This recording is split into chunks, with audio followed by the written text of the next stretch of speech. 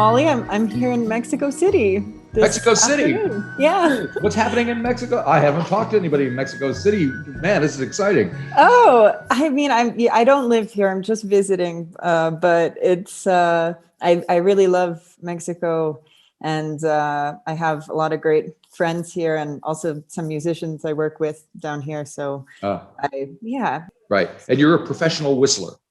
I am. Yeah, How, strangely enough. now, do you get people coming to you and telling you their own personal stories about when they started whistling? Um, People actually act a bit strange around me in regards to whistling. Like they get nervous about whistling in front of me, or telling me their own personal whistling tales. I think because I don't hear much of that. Really? Yeah, people. I mean, it's something that everyone has tried to do. I think at least once, and I distinctly as well remember the first time I was able to make a sound. It was extremely exciting for me. Yeah. And probably annoyed the hell out of, it's still annoying the hell out of some people. You're doing a pretty good job with it, I gotta say. I'm trying to give whistling a good name. And do you have are there whistling people before that have come before you that you look to as an inspiration? Oh, of course. Yeah. There's professional whistlers. There's someone contemporary who is a hero of mine, Geert Chatreau. He's an incredible, I think, one of the only whistlers I know who's really making a living as a whistler. Right. Last I heard, he was touring with Cirque du Soleil, and he's put out some records. But yeah, he was the person I kind of, because I grew up in a small town in Australia for half my life. Right. And, was doing this whistling, but I had no one to no mentor or no kind of person I could talk to about what this entailed. And I found Geert's email on his website and sent him an email kind of asking him some advice, and thinking like, this famous professional, like he's too busy, he probably won't get back to me. And in half an hour he emailed back, and we started a nice correspondence. But yeah, he's an incredible whistler. But yeah, there's others. There's a great website, actually, I'll send to you. It's like a archive of whistling albums. And oh, cool. Yeah, it's a really interesting resource. Very cool, very cool. So are there secrets to whistling that laymen don't know that you professionally? I'm not going to tell you. Oh, no, secret.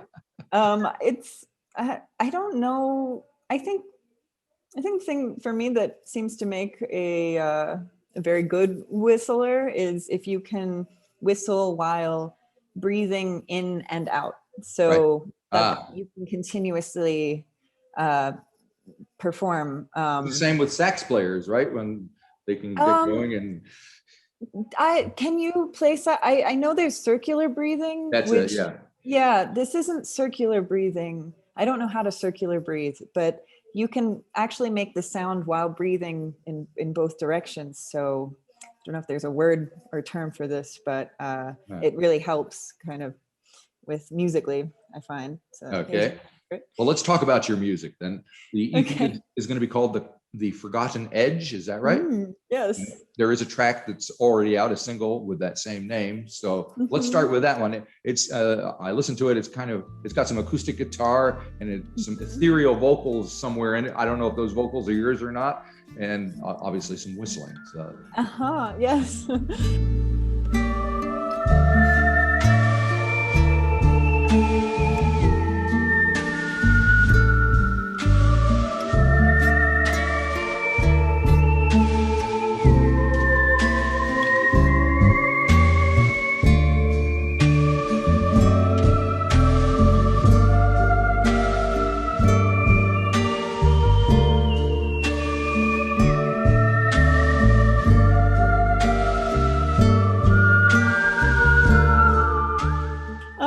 Yes. So the EP, I guess, I live, the neighborhood I live is called the Forgotten Edge. That's what people kind of know it as. And it's this hill in LA. It's got an incredible view of downtown, and free roaming peacocks on one Oh, street near nice. me. Yeah, it's an interesting zone. But I just always loved the name. It sounded so cinematic and noir to me. And I guess with the songs on the EP, I kept thinking of them as like maybe soundtracks to forgotten films, or Right. they felt very cinematic to me. So that song feels like the most noir-ish, and I thought the title conveyed that nicely. Very Kind of cool. Very cool. gave it a And world. then so what's the story behind the vocals that we hear on the record? Are they yours? Yes, they're Oh, mine. cool. This is a big struggle for me because I know I'm a good whistler. I've come to terms with that after many years, but I've never thought I could sing, and I love singing, and I really wanted to incorporate vocals in the EP and the songs, and I was kind of writing vocal lines Right. that I would bring to the studio, kind of thinking like, okay, we'll get a singer to do this properly. But it was pandemic, it was hard to we had a small crew working in the studio, and everything was just more difficult by having to kind of remain tight knit. And yeah, Tom Brennick, the producer, was just like, you can do this line, like you should do it. And there's a lot of reverb. We mirrored some of the lines with synth, and just to kind of create more of a haunting, beautiful effect. But yeah, I've tried. Absolutely. So you mentioned Tom Brennick is the producer. So, and you mentioned that you're trying to get this kind of haunting vibe. What kind of discussions did you have with him about what you wanted this to sound like? Well, he and I met last year through one of my best friends is his sister-in-law, and she introduced us because she was just like, you guys need to work together, like Right, you love all the same music, like you will make something wonderful. And so we finally met and just gelled completely. It was so easy and so fun making music together. And we basically went into the studio whenever we could and just made stuff. And we made quite a lot of songs last year, and these 6 were kind of the most finished and the kind of ones that felt like ready to put out. But we listened to a lot of music that we both loved, and we'd bring in references and kind of listen to things that we wanted to emulate or that we like the sound of. So yeah, that's cool. How that went. And folks may or may not know that Thomas also was a member of the Dap Kings and did a lot of the Dap tone stuff. And you have Sharon Jones and all that. And there's another guy, Leon Michaels, who is on the record. He plays on Oceanic Feeling. He plays the sax, I think, on that, who is also part of that scene. So yes. Yeah, they're old. Him and Tom are old friends. And I'm a fan of Leon's music. And Leon is actually, he's based in New York. And so I haven't met him yet, but he sent over the sax solo for the part, which was very kind of him. And, I love that bit. And of course, there's a video for that, and you've got John C. Reilly playing the sax on the video. So yes, you have to tell me how that happened.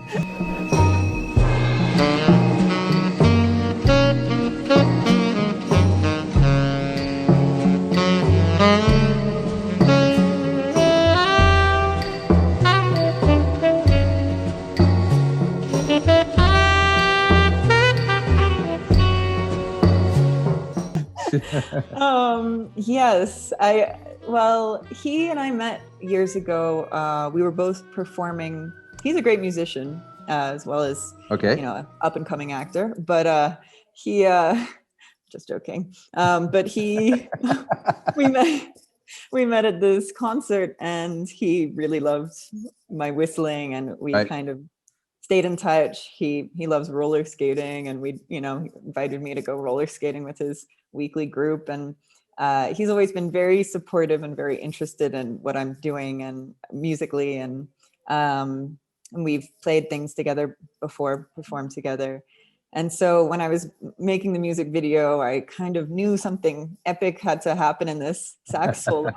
I thought, I wonder if I can get John to emerge from the mist. And he said yes. And he did. He did. Yeah. And it was funny, like a few days before, I was like, gosh, I wonder if he knows how to play the saxophone or can, emulate it. And I was like, oh, he's a great actor. Like, Right. he'll be fine. Of course yeah. And of course he did it incredibly. People think, I've seen comments on YouTube. People are like, wow, I didn't know John could play saxophone. It's like, but yeah. What acting's all about. Yeah. And I love the fact that while I was watching the video and watching you do your parts with your whistling, it brings a whole new meaning to lip syncing, doesn't it? It's true. Yeah. Yeah. That was, I was actually just whistling along even, but yeah. Right. Yeah. I'm sure you were, but I do find people don't think it's important. Like I've done video stuff before where people will be like, oh, we'll just edit that bit in here. Right. And it's really important for me to, because there's a lot of breathing involved. And I mean, maybe I'm the only one that can tell when it's not in sync fully, but yeah, that's important to me with the visuals. Very cool. Now I noticed through the 6 tracks in the album, you seem to kind of highlight different instruments with your whistling. So like, for instance, there was a saxophone on Oceanic Feeling. There's a steel guitar in there somewhere. There's a trumpet, there's a harp. Is that how you kind of approached these tracks? No, there was no kind of conscious, decision to do that. I think we would find a different instrument there are certain instruments I think kind of lend themselves very nicely, complement the whistle. And so yeah, there were different times where we'd be like, okay, what could we do with this solo? And be like, oh, I want that. I want a steel guitar, Right. I think that. But yeah, it was nice to kind of have a lot of different options and things to play around with. Yeah. And the 6th track is called Satin Curtains. I think that's a harp and then maybe a flute in there somewhere. There's jazzy little flute.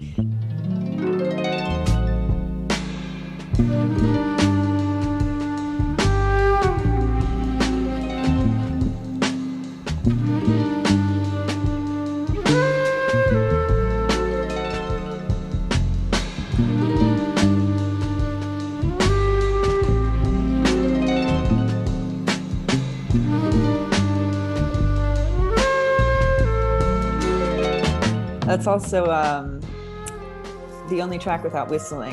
Is it? I thought, give people a rest, make them All right. So the album was recorded kind of during lockdown last year. Tell me what that was like. Well, it was it was a savior, actually. Lockdown occurred in March last year, and it really, I'd had these recording plans at a different studio. I'd been trying to kind of plan recording. I'd never done it before. And lockdown occurred and it just kind of put everything on hold. And I didn't even think about trying to get it going again. I didn't know how. And then meeting Tom, we just started, he has this studio in Hollywood called Sound Factory, and it's an incredible place. It's very, it's legendary. Marvin Gaye recorded there, and Jackson 5. It's a really cool place. And so, meeting him and kind of having this place we could go and play around and record things, and meeting his kind of crew of session musicians who would be hanging around. And we just started, playing around and making things, or I'd bring in a little demo or Tom would bring something in. And it was very organic and natural. And it felt like a big relief and kind of an escape from the outside world. It was also right before the election, which was an incredibly stressful time in the US. I can imagine, yeah. Amidst pandemic, kind of just worrying about what was going to happen, during it's been that weird time. Making this kind of very relaxing exotica type music in that environment. We would joke about this. We call it a political album, because we'd be like, we'd be in there kind of like playing steel guitar and then go home and like lie in bed and read the news on Scroll until 4 a.m. But but it felt like a reaction to that. It was an escape and a way to get away from it. And from what I understand, some of what you do is also kind of a tribute to a fistful of dollars and that spaghetti western thing. I mean, most people, when they think of whistling in a song, it's like, Marconi and all that stuff. So did you grow up listening to that and watching that? I didn't grow up listening to that music so much, but soundtracks have always been my favorite type of music. Right. I actually, since I was 12, I remember I had the Lord of the Rings soundtrack, and I would listen to it on repeat. I even wrote Howard Shore, the composer, 2 letters. Like, great. Did he respond? No. Oh, Howard, man. Well, maybe he will now. Yeah, he'll be watching. And he'll feel really bad. Good. But yeah, my kind of love of soundtracks evolved from there. And I've always loved how that music is so evocative and can tell stories and create characters and worlds. Right. And so, yeah, when I found this kind of the Italian composers who were using whistling in a way that for me is very inspiring, because I don't often hear whistling used very well in contemporary music, as far as I'm concerned.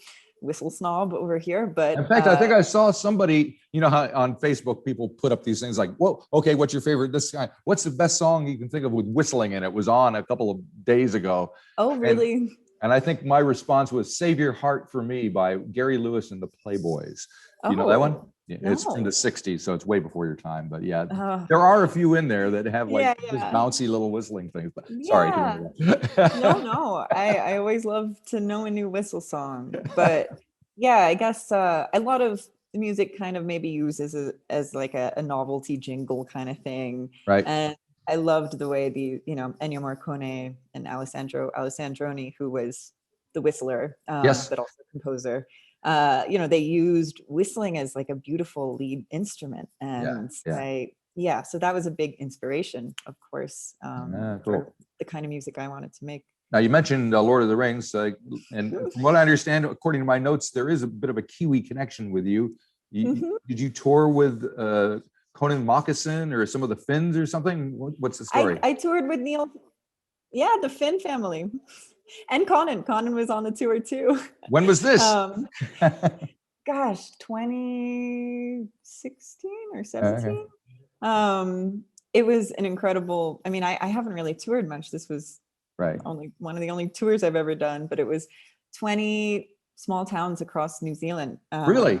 Yeah. Were you part of their band, or were you like the opening act? I was the opening act, and then, every now and then You'd whistle along.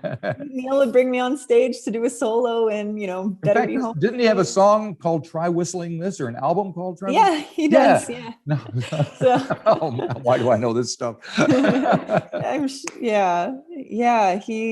That was an incredible experience. Of course, hearing those songs night after night, but also going to very small towns in New Zealand and getting to experience, Neil plays like the opera house or stadium. So going to like a tiny town hall in the middle of nowhere and having all the local people coming, it was really fun. And cool. It was well, great. Neil's studio is right around the corner from my studio here. So oh, nice. I see him like walking around every while. If I see him, I'll say hi to him for you. Yeah, please do. I miss those guys. Yeah. Now tell me what Cafe Molly is all about.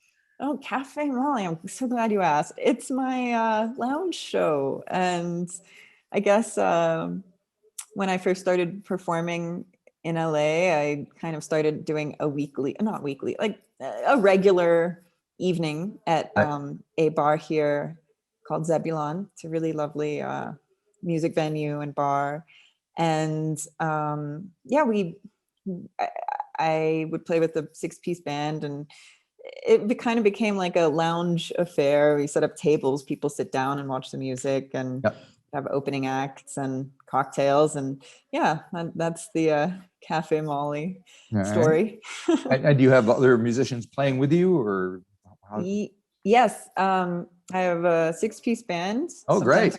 Special guests, all incredible session musicians, and we played we would play kind of covers of the Italian soundtrack composers to, bossa nova or Right. jazz pieces. And then we'd also have sometimes special guests. Mac DeMarco once Oh, yeah. came and did a Frank Sinatra song, Cool. and, things like that. It's just kind of a classy evening of tunes. I'm trying to think, did Frank whistle much? Old Frank Sinatra ever whistle? I haven't heard much Frank whistling. Seems like something he could do, though. He just seems so Probably. cool, Yeah. I'm sure he could wolf whistle. That I'm old sure of it. cad. Yeah. Yeah, you're right. Yeah, very cool. Well, you're gonna have to come back to New Zealand sometime when all this COVID stuff gets over with. I would love to. Yeah, you thinking about it? All right. That's cool. Please bring me back there. Excellent. Well, thank you for sharing all this with me. It's been fantastic. I appreciate It's your nice time. to meet you. Yeah, you too. So come on down to New Zealand when you get a chance. We'd love to have you again. Oh, I'd love to be back, and I hope I see you soon. Bye-bye. Bye.